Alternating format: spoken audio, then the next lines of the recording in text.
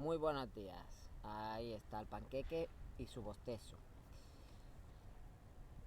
Bueno, creo que ya os he hablado de Michael Crichton, os hablé del libro Esfera y bueno, me estoy leyendo este otro que se llama La amenaza de Andrómeda. Eh, Acordaros que Michael Crichton escribió también Parque Jurásico, donde ya nos habla de la modificación genética. ¿Dónde está el perrito? Ven. Entonces, La amenaza de Andrómeda es un libro precisamente que viene a explicarnos cómo se establece en la sociedad un totalitarismo científico, espacial y militar.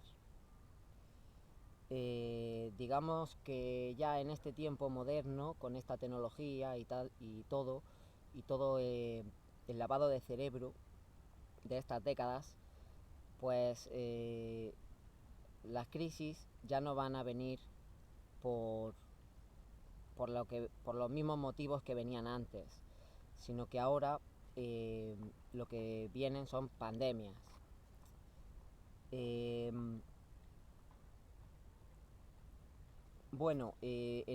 Precisamente Andrómeda sería esa bacteria que iba a poner en peligro a la humanidad.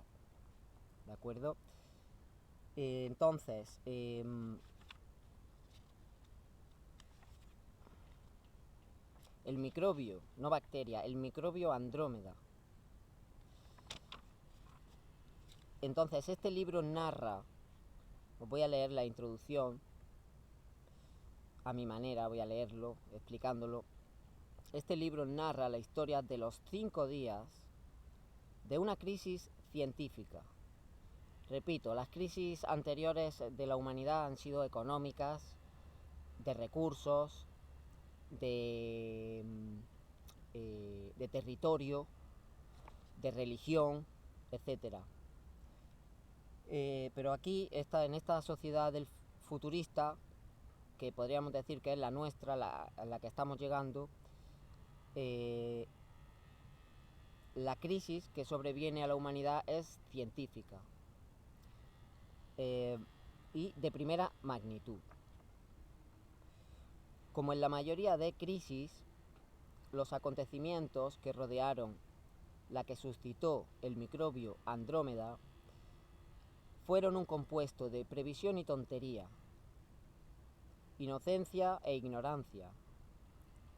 Casi todos los personajes del drama tuvieron momentos tanto de gran brillantez como de estupidez inenarrables. Por ello es imposible referirse a tales acontecimientos sin ofender a algunos de los personajes. Sin embargo, considero importante que se narre esta historia. Esta nación, Estados Unidos, sostiene el establecimiento científico mayor de toda la historia de la humanidad. A todas horas se realizan nuevos descubrimientos, muchos de los cuales nacen teñidos de matices políticos o sociales importantes. En el futuro próximo podemos esperar más crisis al estilo de la de Andrómeda.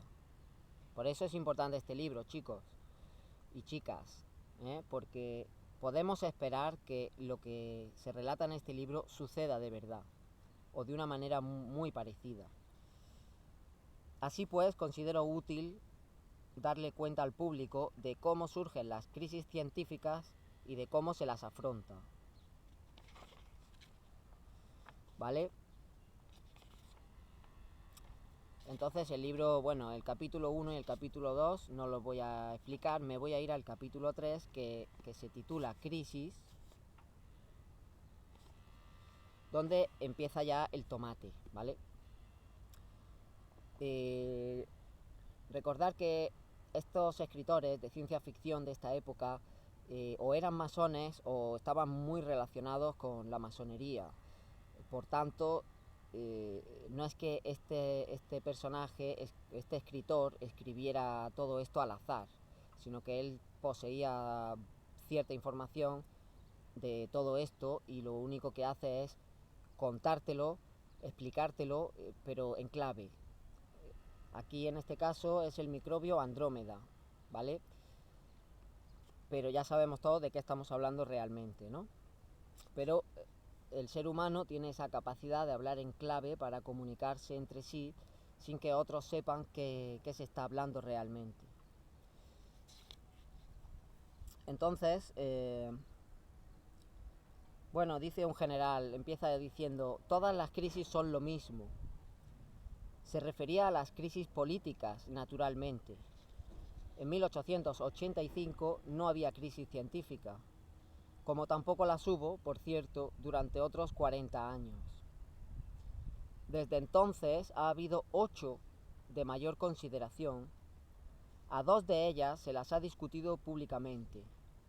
Interesa hacer notar que las 2 crisis dadas a la publicidad, la energía atómica y la competencia espacial, concernían a la química y a la física, pero no a la biología. Estamos entrando en el punto importante. Podía preverse que sucedería así. La física fue la primera de las ciencias naturales que llegó a su fase completamente moderna y altamente matemática. Es decir, que la física ha sido lo primero que el ser humano ha desarrollado a su máximo. Después la química, pero la biología ha sido la hija retardada de la ciencia y se ha quedado muy atrás. La biología se ha quedado muy atrás respecto de la física y de la química. Ya en los tiempos de Newton y de Galileo, los hombres sabían más de la Luna y de otros cuerpos celestes que del suyo propio. Esto es un dato importante, ¿verdad? Bueno, esta situación no cambió hasta los años 40 del presente siglo, es decir, 2040. Estamos hablando del futuro. El periodo de la posguerra introdujo una nueva era de investigaciones biológicas. Ojito, posguerra, es decir, en los años 40 estaban en posguerra, pues en los años 30 el mundo estaba en guerra, tercera guerra mundial posiblemente, y todo ello desembocó en avances en la biología, porque como decimos, tanto la física como la química ya está desarrollada y ahora lo que el ser humano va a desarrollar es esa otra rama de la ciencia, la biología, y por eso también está surgiendo el transhumanismo ahora, porque juntamos la física con la biología. Y surge el transhumanismo, que es mezclar cuerpos humanos con robots y con chips y con mejoras mecánicas. Entonces, este periodo de posguerra introdujo una nueva era de investigaciones biológicas espoleadas por el descubrimiento de los antibióticos. De pronto hubo entusiasmo y dinero a raudales para la biología, que es lo que estamos viendo ahora. Todo el dinero va a las farmacéuticas para investigar vacunas y ese tipo de historias. Y de ahí nació un torrente de descubrimientos: los tranquilizantes, las hormonas esteroides, la inmunoquímica, el código genético, ¿vale? Porque el fin de todo es acceder al código genético. En 1953 se trasplantó el primer riñón y en el 58 se administraron a título de prueba las primeras píldoras para el control de la natalidad. No pasó mucho tiempo sin que la biología se convirtiera en el campo de la ciencia que experimentaba un desarrollo más rápido. Sus conocimientos se duplicaban cada 10 años. Investigadores con la mirada puesta en el futuro hablaban en serio de cambiar genes, controlar la evolución, regular la mente, ideas que 10 años atrás hubieran constituido una especulación descabellada.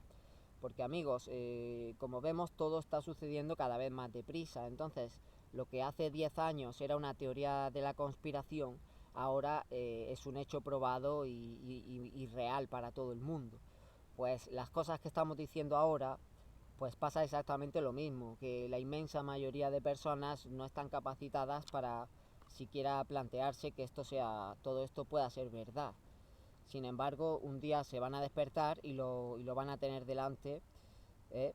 Y con todo y con eso nos dirán que ellos no sabían nada, que nadie les dijo, que nadie les avisó. Entonces, bueno, y dice que sin embargo, a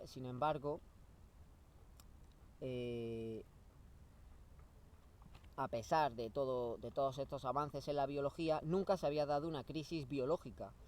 Y fue el microbio Andrómeda quien proporcionó la primera crisis biológica en la humanidad, a nivel global. Aunque a mí la palabra global no me gusta, porque no vivimos en un globo. Según Lewis Bornheim, una crisis es una situación en la que un conjunto de circunstancias, hasta entonces tolerables, se vuelve de pronto, por la adición de otro factor, completamente intolerable. ¿Os acordáis del ejemplo de los calcetines? Cómo de repente una sociedad puede prohibir usar calcetines y algo que era absolutamente normal de un día para otro puede estar considerado prohibido, mal visto y algo indeseable, algo intolerable. ¿Mm? Que ese factor nuevo que cambia las cosas, sea político, económico o científico, no importa en absoluto. ¿De acuerdo? Porque no deja de ser un gancho para enganchar a la mayoría. No importa de dónde venga ese factor. Puede ser la defunción de un héroe nacional, la inestabilidad de los precios o un descubrimiento técnico, lo que ponga en marcha estos acontecimientos. En este sentido, Gladstone decía que todas las crisis son lo mismo. Es una ilusión pensar, es otro espejismo más pensar, bueno, las crisis económicas son de una manera, las crisis territoriales son de otra, y aquí estamos diciendo siempre lo mismo, todas las crisis son iguales.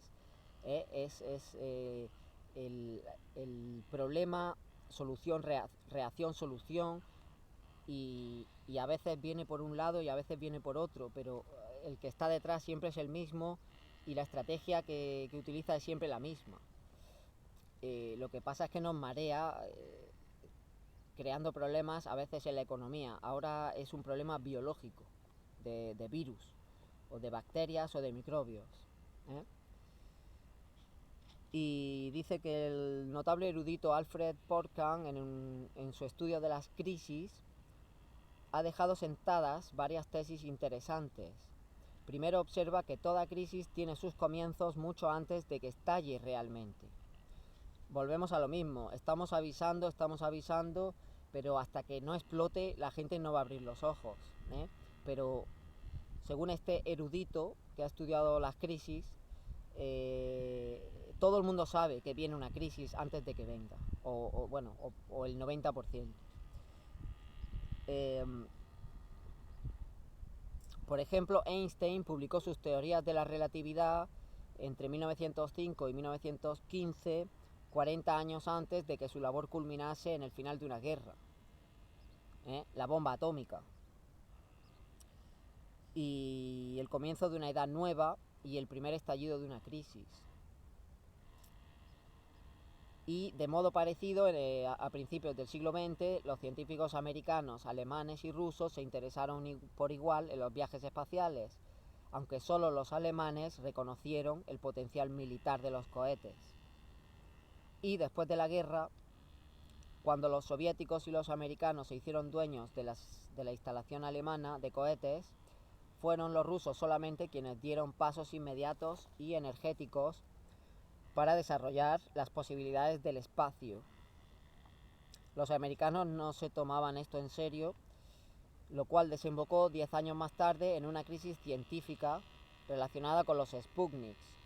Aquí nos está dando datos que, repito, pueden parecer de ciencia ficción, pero si se va a cumplir todo lo otro que está diciendo respecto a la crisis biológica, pues esta crisis que nos habla aquí sobre Sputnik, pues también podría ser. De hecho, ya se está hablando hasta en la tele, los presidentes están hablando de que existen los ovnis y alienígenas y que van a venir a vernos, a ayudarnos, etcétera.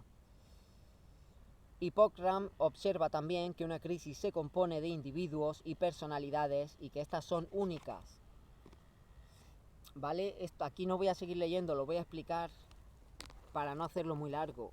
Aquí lo que nos está diciendo es que toda crisis, absolutamente toda crisis, la han creado una serie de personas.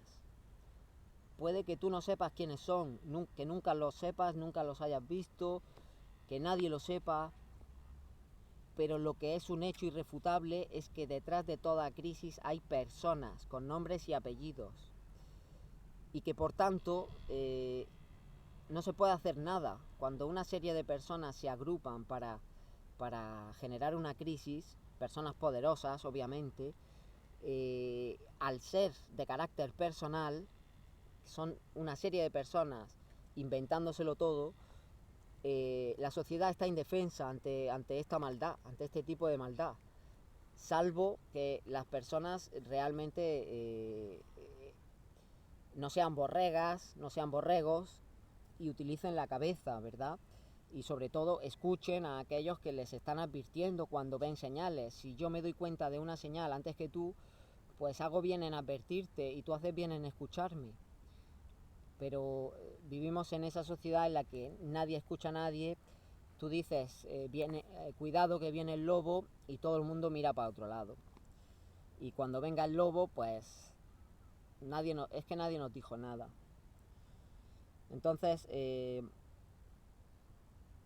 los hombres que crean la crisis crean esta crisis con una serie de prejuicios, propensiones e inclinaciones particulares. Eso es algo común a todas las crisis. Y sin embargo, y aquí terminamos, por debajo de su singularidad, todas las crisis presentan una similitud inquietante. ¿En qué se parecen absolutamente todas? Aunque todas las crisis las creen personas distintas, a lo mejor. Aún así, todas se parecen en algo. Una característica de todas las crisis es que, visto en retrospectiva, absolutamente todas pudieron preverse, ¿vale? Y esto es lo que me cabrea a mí, a los cristianos y a la gente despierta. Eso es lo que nos cabrea, que todo este mal que está sucediendo puede preverse y puede evitarse, pero no si somos unos borregos. Bueno, eso es lo que quería contaros, ¿eh? Y por ahí voy. Aún no he leído el libro entero. Ya os desvelaré más mensajes secretos de este libro, si los hay. Pero ahí hemos visto cómo se nos advierte de una crisis biológica que pone en jaque a la humanidad entera, y que gracias a ella son los científicos los que toman el poder. A partir de ahí la sociedad se rige por lo que digan los científicos, tal como estamos viendo actualmente. Así que nada, amigos, se me ha hecho un poco largo, pero bueno, era interesante. Nos vemos en otro vídeo, espero que os haya molado. Chao, chao.